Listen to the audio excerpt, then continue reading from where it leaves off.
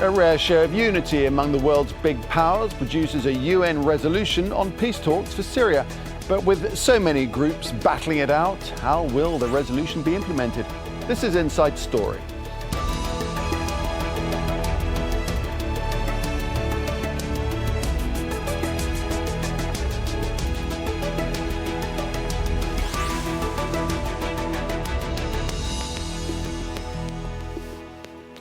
Hello, welcome to the programme. I'm Nick Clark. Nearly 5 years and 250,000 lives have bled away over the course of the Syrian civil war. But now a resolution may, at last, be in view. The United Nations Security Council has voted unanimously on a Syria resolution. It outlines the framework for a political transition over the next year and a half, but it leaves some major questions unanswered, including what happens to Syria's president.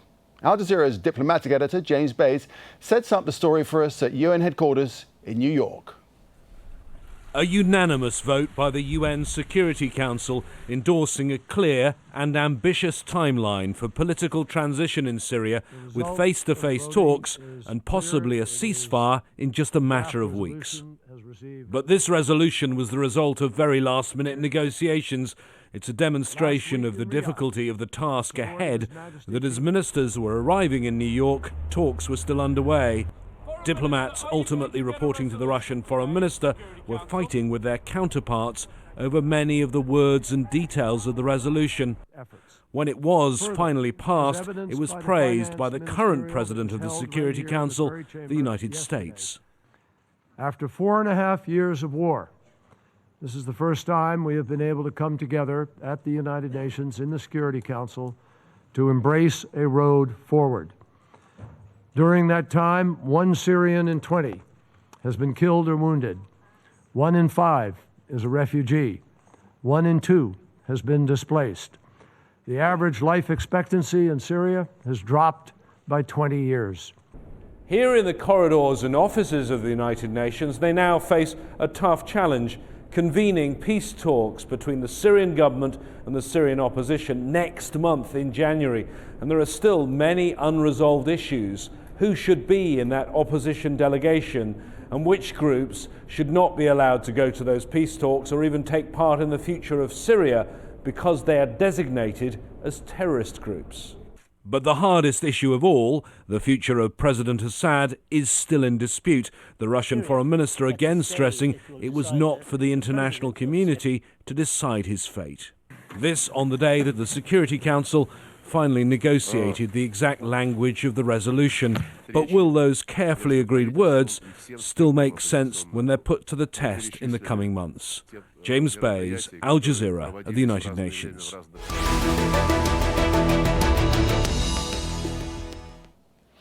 Well, the UN Security Council maintains that Syria's political transition must be led by Syrians. So, what are the details of this resolution? Well, it starts with a ceasefire and formal talks due to start in early January. Opposition groups and the Assad government leaders have 6 months to negotiate a unity government. The UN hopes to supervise what it calls free and fair elections within 18 months. Offensive and defensive actions against what are described as terrorist groups, such as ISIL, will continue in Syria. And the future of President Bashar al-Assad remains unclear. All right, let's get the thoughts of our guests who are joining us. First up in Riyadh, Ahmed Alibrahim, a Saudi affairs specialist and security analyst. In Moscow, we have Sergey Strokan, a political commentator for Kommersant newspaper. And in Dubai, joining us via Skype is Samir al-Taqi, a general director at the Orient Research Centre. Gents, welcome to you all. It's going to be an interesting discussion. We have finally moved on in some way. Let me start with Ahmed Alibrahim in Riyadh. The US and Saudi Arabia, of course, see eye to eye on Syria, and now we have this deal. But in this deal, there are disagreements, especially over the role of President Assad. So isn't it ultimately bound to fail?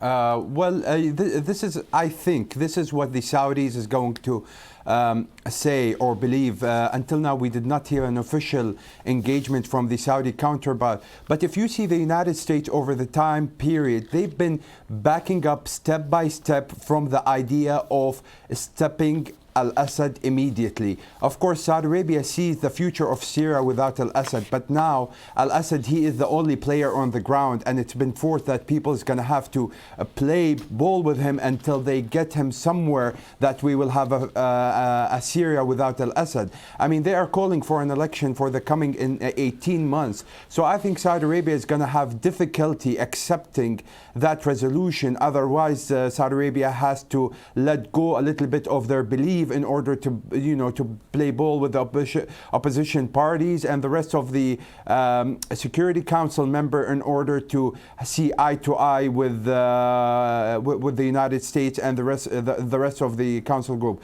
President Putin has made it clear that there will be no talks about stepping off al-Assad immediately unless it's with an election. So also that gives you an indication. All the indication has been, giving us from this security resolution that Assad is an untouchable. He cannot be discussed. Nobody has brought anything about al-Assad or him stepping down.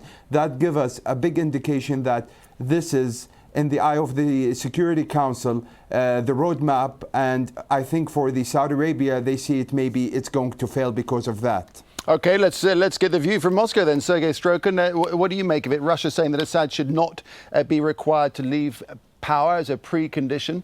How do you think it's all being assessed there? Well, I can fully agree that really the fate of Assad is the thorny, divisive issue which can really jeopardize peace process, which is gaining momentum, as all of us see. However, I can't agree that Moscow really believes that Assad is untouchable. On one hand, it looks as if Moscow really has thrown its full weight to support President Assad, and I think that an acid test probably was that surprise visit of President Assad to Moscow, which was taken place less than 2 months back. At the same time, let us look at the situation in a broader context.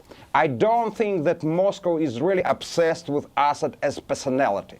I think that what is more important for Moscow is just to secure a swift transition period where we will see probably not Assad as a personality to stop at the top, but some forces which would be loyal enough to Moscow, which would not jeopardize its interests in Syria and Middle East. So it's a bit more delicate. You can't say it straightly that Moscow is adopted stubborn position, rigid position that only Assad and no one else. What do you mean when you say that Moscow doesn't necessarily think that Assad is untouchable? I think that Moscow also tries to build on the pragmatic position which really has to take into consideration that Assad is a divisive figure, and if you just adopt the position of a compromise, you also have to give up, you have to give some concessions. If you only expect concessions from other side and don't make an inch of a compromise, that won't be a compromise as such. But I think that I propose just to look at the basic principles which were enshrined in this Security Council resolution, which says that the solution of Syrian crisis should not be imposed from outside. I think this is the key element. This is the most important thing for Moscow. So for Moscow, what is more important is not to keep Assad as a personality as such, but not to get some scenario which was worked out by Western powers. This is the hidden agenda, and this is what Moscow really expects. Okay, Samir al-Taqi, if I can bring you in, from the opposition perspective, is it possible to proceed with talks with Assad still in power? I think here we have to take into account that for me as a Syrian, looking at what the Security Council had already issued, it's just like people sitting in Mars and looking at the earth and trying to resolve problems there. It's very much alien, the approach. And I think the problem now that you pose regarding Bashar al-Assad is it is not regarding he's as a person, himself as a person. The issue now, Bashar al-Assad is no more important because if he gets out now, the war will continue, and he will never be able to rule Syria peacefully. So the issue now here, his presence is just an obstacle. We tried to negotiate with the loyal camp, with the people who are still loyal to him.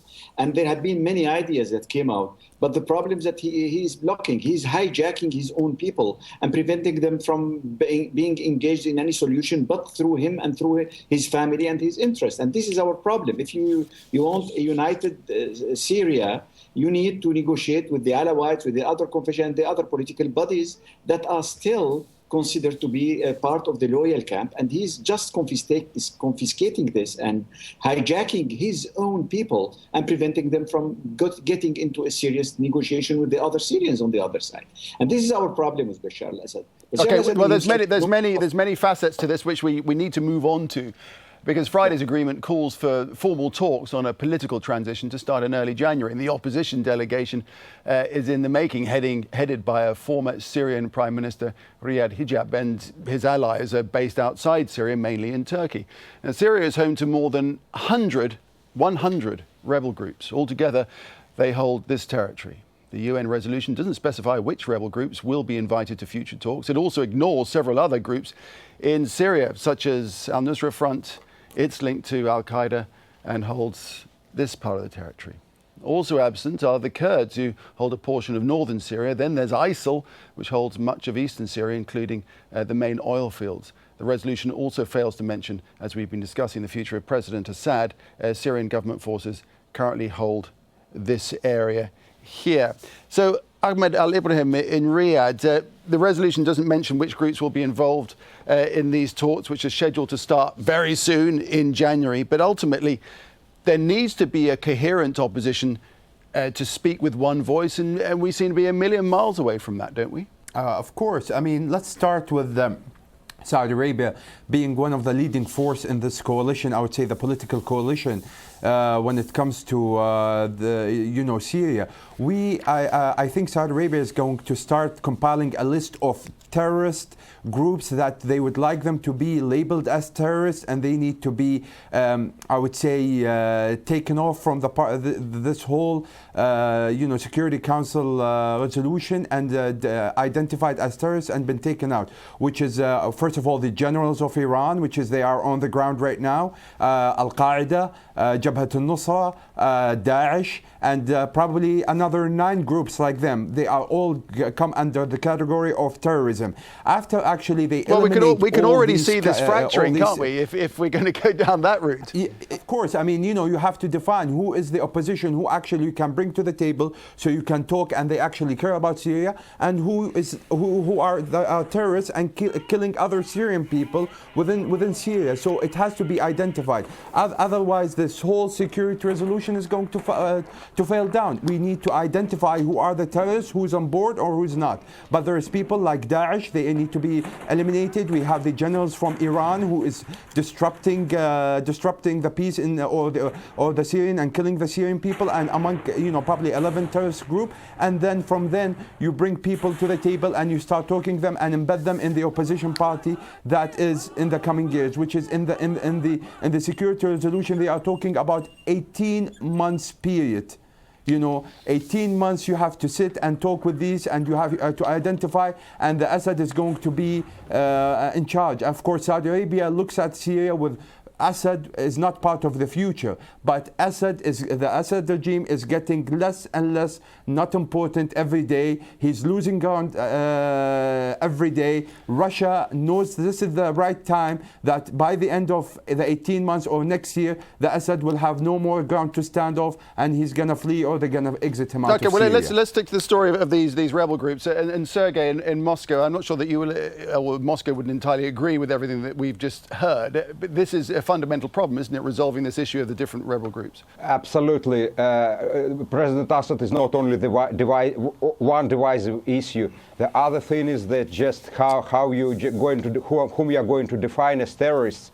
It's quite interesting that just days before the United Nations Security Council endorsed this resolution. As you know, Saudi Arabia came up with the idea of so-called Islamic anti-terrorist coalition, and I spoke to leading scholars here, you know, who are just analyzing the developments in the Middle East and Islam. And believe me, there's a full consensus here that that Saudi list has nothing to do with fighting terrorists. They say that this list coincides with the list of the Shia groups, and de facto this is not against the terrorism, but this is against the Iran and pro-Iranian Shia groups in the Middle East. So actually this reveals, this controversy and this confusion reveals how it will be difficult just to come to common stand whom to define terrorist and whom to engage in the negotiating process. But let me once again refer to the one of the basic principles of this United Nations Security Council resolution, which was endorsed in New York. It says, it gives clear criteria that those forces which are reciting to arms, which are fighting, they have no rights, they are not eligible for votes. I think this is just a genuine criteria. Those who want political settlement, who want dialogue, they should be involved in the mainstream of politics. Those who want to fight, they have to be exterminated. Okay, Samir al-Taqi, how do we coalesce? I mean, this is a question we've been asking for a long time over the past many years. How do we coalesce the opposition into some sort of structural form that can take on this challenge and then decide who should be left out of the process? I think, first of all, we have to define what is, how can we define terrorist groups? I think we sat, I was in Riyadh in the meeting of the Syrian opposition, and we sat quite a clear definition. We consider those organizations that came, any organization that has either an extra national agenda, second, that has any foreign fighters in it, and that refuses the pluralism and democracy of the Syrian society, should be considered as a terrorist. And unfortunately, this not includes only Sunni side, but includes also Shia side, who are, people coming from Afghanistan, from Iraq, etc., and proclaiming that they are defending Sid Zainab in Syria or something like that. So at the end of the day, if really the international community really wanted to define who are the terrorists, it is quite clear that all those fighters, including the Iranians and the Russians, all those foreign fighters coming to Syria to impose their agenda, everybody is blaming the devil. But nobody is fighting the devil. Nobody is fighting IS seriously till now. But each country is coming to implement its own agenda. Okay, so, let's take it to Riyadh. Ahmed Alibrahim, I know you want to come in there. The Islamic coalition that initiated by Saudi Arabia, of course, I don't want to spin off the subject, but just to tell your guests that it doesn't have to do with the Shia or Sunni. This is an Islamic coalition that fights terrorists in other Arab Islamic nations, whether Pakistan, Afghanistan. Half of the population of Pakistan comes from the Shia faith, and they are they are Muslims, and they're a brother to us, and they are part of the coalition. So there is no kind of Shia Sunnah in the coalition. What we need, what Saudi Arabia wants to do is, when Saudi Arabia is leading with Russia, which is on the ground, and other members of the council on identifying the terrorist group, this has to be taken as a first step. Other Bashar and the whole Syria is going to be split at the part. What Saudi Arabia is looking for, they need Syrians to decide the future of their country. They don't need anybody, Russia, Saudi Arabia, America. Those people are not going to contribute in the future of Syria. The people who's going to contribute of the future of Syria are the Syrian people themselves. But you have to prepare all the table for them, and you have to eliminate the terrorists and the people who has agendas and have no contribution to their nationalism, being Syrians. Samir al-Taqi, do you want to come back to that? Yes, I think here we have to also stress the success of Riyadh meeting. I think it's no more very much controversial. There had been Islamic factions brigades that accepted to negotiate, accepted the principle of pluralism, accepted the principle of nationalism, of Syrian nationalism, and came to the discussion and accepted the final declaration, citing that Syria should be ruled through democratic mechanisms. So at the end of the day, you cannot kill all the Islamists, and I'm really sure that you cannot build Syria now without taking in account real Islamic forces that had taken the ground and had already proved themselves on the ground in many ways. So they are not just. You cannot blame or stick the sticker of terrorism on every Islamic brigade in Syria. So, and unfortunately, the behavior of the Russian forces in Syria was bombarding them continuously. So I think the issue of defining really the terrorist organization would be very, very much critical, because if Russia will continue to bombard, for example, faction even supported by Western countries, this will mean that the ceasefire will be meaningless and nobody will be following it. Right, and Sergey, that's a good one to throw at Sergey Strokan in Moscow. And Mr. Kerry himself pointed out that 80% of Russian airstrikes were hitting opposition groups and not the forces of ISIL. So, you know, Russia, you could argue that despite this deal, are doing nothing to promote the cause of the opposition and therefore finding peace at the end of the road. We can't agree that Russia is really hitting a Syrian opposition. I think all those reports that Russia is hitting Syrian opposition, this is part and parcel of the information war, which is in full swing. We are getting every day reports from Russia's defense ministry, which reports, which are transparent, and quite detailed, believe me. And they refer to particular targets which are hit by Russian air forces, and those are ISIS targets, ISIS infrastructure. So, to be frank, I don't have, please understand, I'm not a Kremlin spokesman, but at the same time, I don't have just evidence that Kremlin is not right here. So, and so far, no one has produced evidence that Russia is really killing Syrian opposition. There's a lot of talk, there's plenty of reports, but let us be frank, they are groundless. There's no any hard-boiled evidence. This is the first point. Second point is that probably you've seen that Russia has already established relations with Free Syrian Army. And moreover, Russia stated that Russia is ready to support its offensive against ISIS. This is very important because it shows that Russia, so to say, is not putting eggs in one basket, and while just developing relations with Assad, it is also trying to build up relations with so-called moderate Syrian opposition. Sergey, I'm going to stop you right there. I'm sorry, because we've got 2 minutes left on this program. Samir al-Taqi, just give you a chance to come back very briefly, if you would, very briefly. Yes. This Free Syrian Army that the Russians, unfortunately, are pretending to be supporting, unfortunately, they are the Kurds in the north.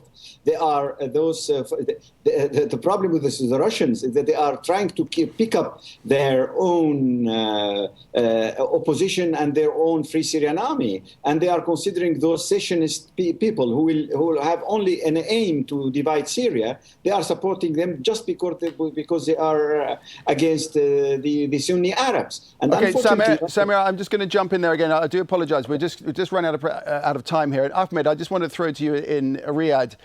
Just a final question about the ceasefire. You really have to wonder how it will operate when, ISIL themselves certainly won't care about any kind of ceasefire. How will it actually be implemented on the ground?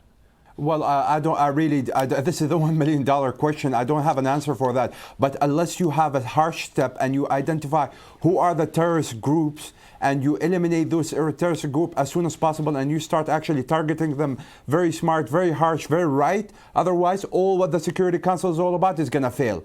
And people want this to fail in order not to compete. If you want to have a successful Security Council resolution, you have a 12 terrorist list on the ground. One of them is the generals of Iran, ISIS, Jabhat al-Nusra. All these has to be eliminated quickly and smartly. Otherwise, we're going to face very bad consequences. Okay, it's certainly a complicated situation on the ground. Gentlemen, run out of time. Do appreciate your point of view and your perspectives. Thanks very much indeed. Ahmed Alibrahim, Sergey Strokan and Samir al-Taqi. Thanks a lot.